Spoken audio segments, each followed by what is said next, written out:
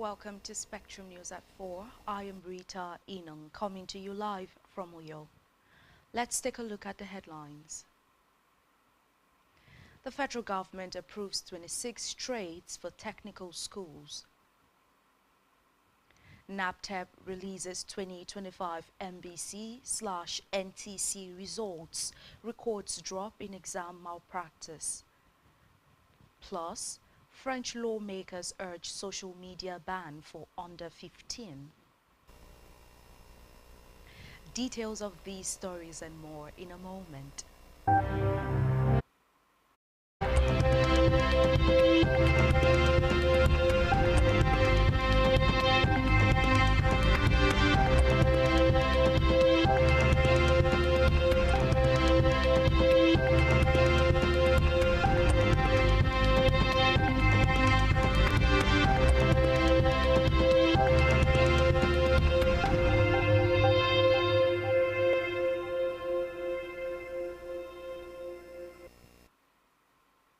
Good afternoon and many thanks for staying tuned.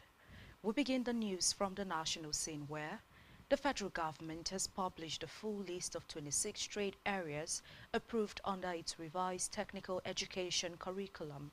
A statement signed by the Federal Ministry of Education, the ministry's Director of Press and Public Relations, Bond Folashade, said the revised curriculum will convert all federal science and technical colleges to federal technical colleges from 2025 to 2026 in the academic year, announced by the Education Minister, Dr. Maruf Alausa, and the Minister of State, Professor Suwaiba Said Ahmed.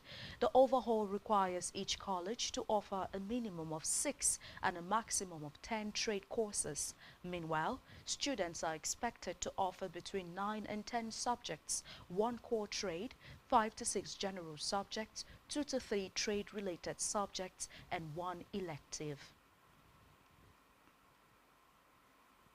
Meanwhile, the federal government has reaffirmed its commitment to decriminalizing attempted suicide in Nigeria, setting December 2025 as the target date for the reform. The Coordinating Minister of Health and Social Welfare, Professor Muhammad Patey, disclosed this in a press briefing in Abuja to mark the 2025 World Suicide Prevention Day, themed Changing the Narrative on Suicide, Creating Hope Through Action. Globally, September 10th is observed to raise awareness on suicide and strengthen efforts to prevent avoidable death. The World Health Organization estimates that more than 720,000 people die from suicide annually, making it the third leading cause of death among 15 to 29-year-olds. And in the meantime, ahead of the 65th Independence Day anniversary, the federal government has inaugurated the Interministerial Committee (IMC). The committee is saddled with the responsibility of planning, organizing, and executing all approved programs to commemorate Nigeria's 65th independence anniversary.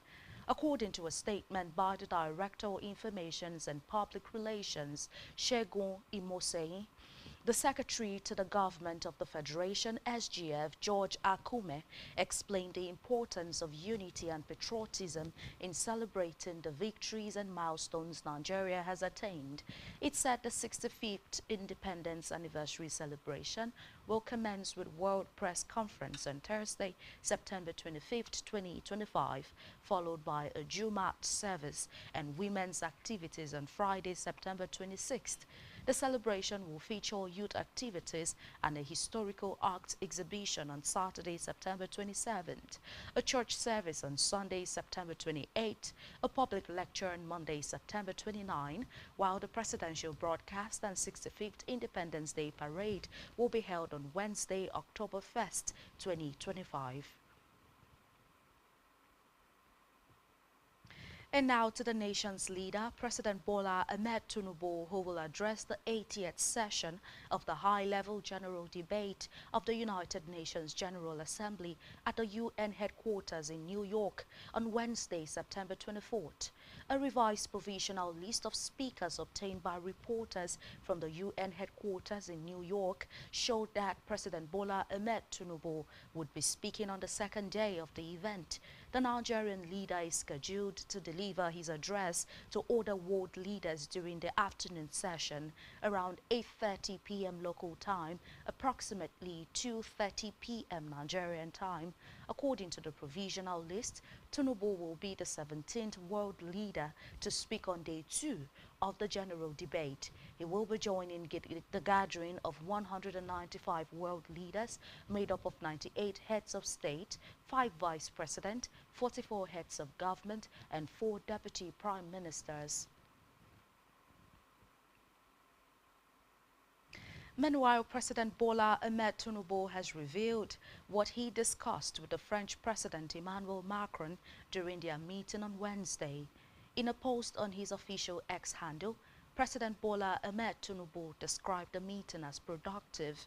He said the discussion focused on cooperation between Nigeria and France to deepen the partnership for mutual prosperity and global stability. And in the meantime, President Bola Ahmed Tinubu has ordered the Federal Executive Council Committee to move swiftly on measures to further reduce food prices across the country. The Minister of State for Agriculture and Food Security, Senator Aliyu Shabi Abdullahi, disclosed this on Wednesday in Abuja. According to him, the directive focuses on ensuring safe passage of farm produce across transport routes to cut logistic costs. Nigeria, Africa's most populous nation, has faced worsening food insecurity since the removal of the fuel subsidy, high transport costs, and insecurity on major highways, disrupting the movement of goods. Despite government intervention, food remains largely unaffordable for millions of Nigerians. On judiciary, a federal high court sitting in Abuja today convicted and sentenced Mahmoud Usman, one of the commanders of Ansaru, a proscribed terrorist organization, to 15 years imprisonment. The Department of State Services (DSS) arraigned him. Usman pleaded guilty to the charge of illegal mining activities. This enabled him to acquire arms for terrorism and kidnapping purposes. The trial judge, Justice Emeka Nwite, however, ordered the defendant to be remanded in custody of the DSS pending his trial for 31 other charges preferred against him by the service. In a 32-count charge filed before the Federal High Court, Usman and Abubakar Abba were alleged to have committed acts of terrorism sometimes in 2022 by attacking Wawa cantonment of the Nigerian Army in Kaniji, New Busa, Borgu local government area of Niger State. In education, the National Business and Technical Examinations Board, NABTEB, has released the results of the June-July 2025 National Business Certificate, NBC, and the National Technical Certificate, NTC, in-school examinations, recording significant improvement in candidates' performance and a sharp decline in examination malpractice. Announcing the results today in Abuja, the Registrar/Chief Executive of NABTEB, Dr. Aminu Mohammed, disclosed that 92,875 candidates registered for the examinations, and it was conducted nationwide from June 16th to July 17th in 1,892 centers. And moving now to Africa, where Ghana's President John Mahama has confirmed that the country is receiving West African nationals, including Nigerians, deported from the United States. According to reports, Mahama disclosed on Wednesday that the move followed an agreement with Washington and was consistent with the Economic Community of West African States, ECOWAS, and its Free Movement Protocol. He also revealed that an initial group of 14 deportees, including Nigerians, a Gambian, and other West Africans, had already landed in Accra. The Ghanaian government, he said, arranged buses to transport the Nigerians back to their country, while the Gambian national was still being supported to return home. And on the foreign scene, world leaders warned of the harms of politically motivated violence after the apparent assassination of right-wing activist and Trump ally Charlie Kirk. Kirk, a powerful voice in conservative politics at just 31 years old, was shot while speaking at an event in Utah Valley University in Utah. And still on the foreign scene, a French parliamentary committee urged on Thursday advocated children under 15 in France should be banned entirely from using social media, and those aged between 15 and 18 should face nighttime digital curfew. The recommendations were put forward in a report by committee lawmakers after months of testimonies from families, social media executives, and from influencers. The President Emmanuel Macron's office had already indicated it wants to see a ban for children and young adolescents after Australia last year started drafting its own landmark law with a prohibition for those under 16. Committee Chief Arthur de la Porte told reporters he would complain with prosecutors against the massively popular short video platform TikTok for endangering the lives of users.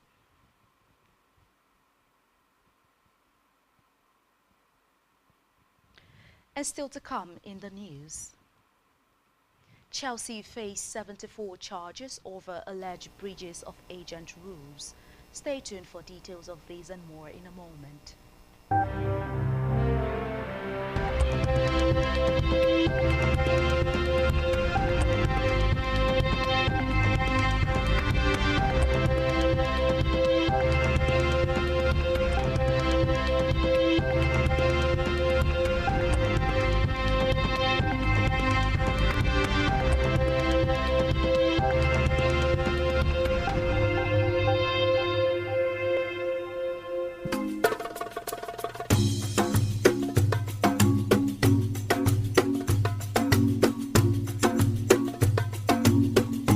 Broadening your horizon is what every living being not only genuinely desires, but heartily pursues and intentionally invests in. For in the gathering of men, only those whose minds are in tune with the dynamics of the past, present, and future innovations, inventions, politics, and governance are respected. We are Spectrum Television, and broadening your horizon is our obsession. Risk on your decoder now to connect Spectrum Television on the frequency 12589, symbol rate 26250. That is frequency 12589, symbol rate 26250. Polarization horizontal, and join our online community at spectrumtvlive.ng. For further enquiries, please call 0704 158 5642 or 0704 541 7707. Spectrum Television, broadening your horizon.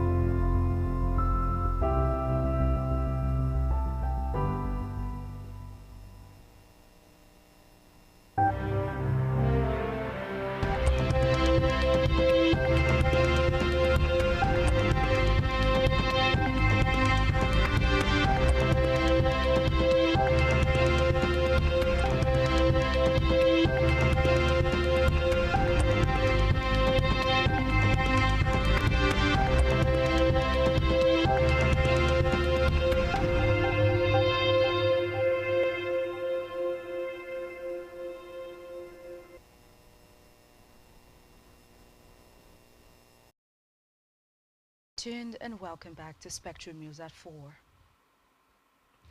On our business news, the Central Bank of Nigeria, CBN, has begun the development of a new strategic framework for the country's payment ecosystem with the launch of the Nigeria Payment System Vision 2028, PSV 2028.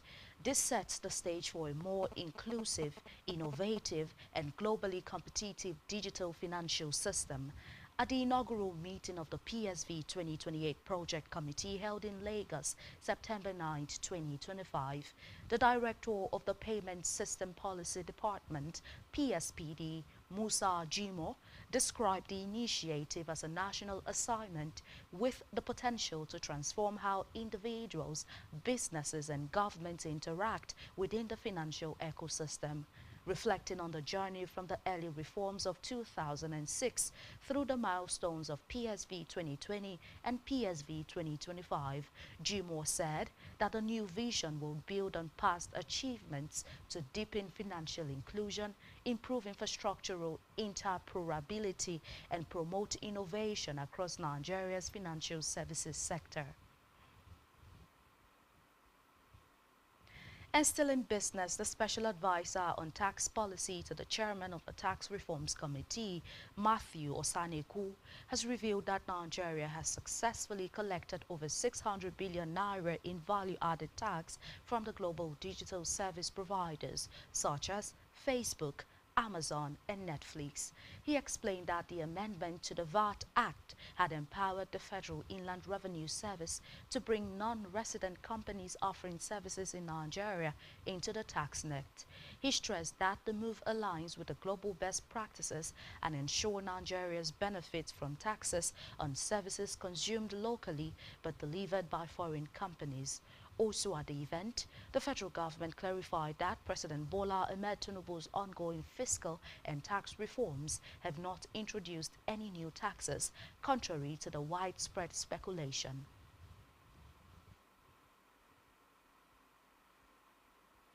In health, the Adamawa state government has confirmed the death of 8 residents following the outbreak of a flesh-eating ulcer, an affliction suspected to be Buruli ulcer. Commissioner for Health and Human Services Felix Tangwami said that the 8 people died in Malabo in Fufore local government area where they were inflicted with the Buruli ulcer. Tangwami, who spoke with newsmen in Yola, said the development was deeply concerning, but disclosed that samples from the affected patients have already collected and been dispatched to the National Reference Laboratory for further testing and confirmation of the disease. The commissioner said while awaiting the laboratory results, health officials have been placed Malabo on close monitoring to prevent spread. And still in health, the National Association of Resident Doctors has declared a 5-day warning strike starting from Friday, 12th September 2025 to press home their demands. This was confirmed in a statement today by the General Secretary Association of Resident Doctors, the Federal Capital Territory Administration, Agbo Afyong. The decision of the strike was reached after the NARD Online National Executive Council meeting on Wednesday, which extended to the early hours of Thursday, 11 September 2025.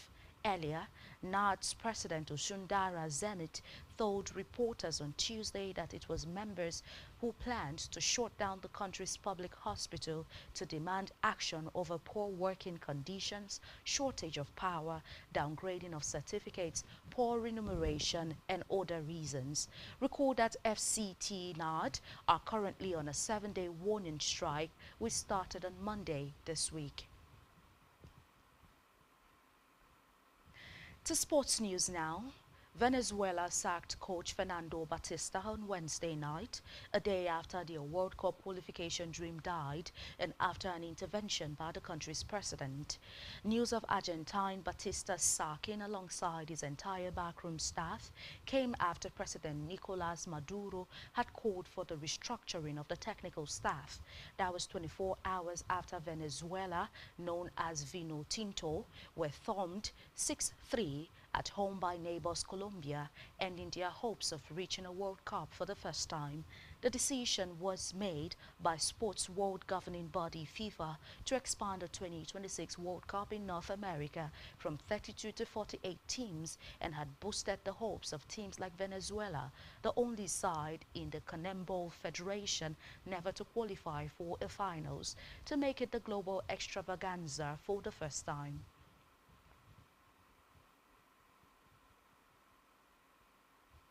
And still in sports, the Football Association charged Chelsea today with 74 alleged breaches of rules related to payments to agents between 2009 and 2022. The FA said the charges primarily relate to the period between the 2010/2011 and 2015/2016 seasons. The Premier League club has until September 19th to respond. Russian oligarch Roman Abramovich transformed Chelsea's fortune after buying the West London club in 2003. He sold the Blues in May 2022 to a consortium led by American investor Todd Boehly and private equity from Clarlake Capital.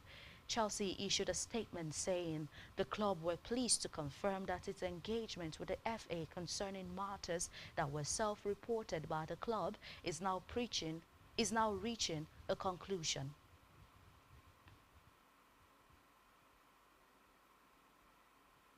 On our entertainment news, Nigerian singer David Adeleke, widely known as Davido, and his wife Chioma Roland Adeleke are celebrating a special milestone in their marriage.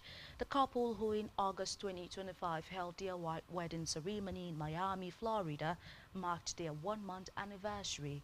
Chioma, fondly called Chef Chi, took to social media to reflect on their wedding day.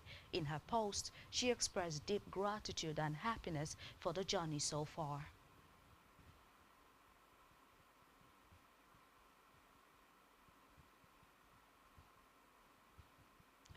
And that's all we have for you at this time. Do ensure to follow us on social media and subscribe to our YouTube channel, all of which you can find on our website, spectrumtvlive.ng. You have been watching Spectrum News at 4. I am Rita Eno. Enjoy the rest of your day.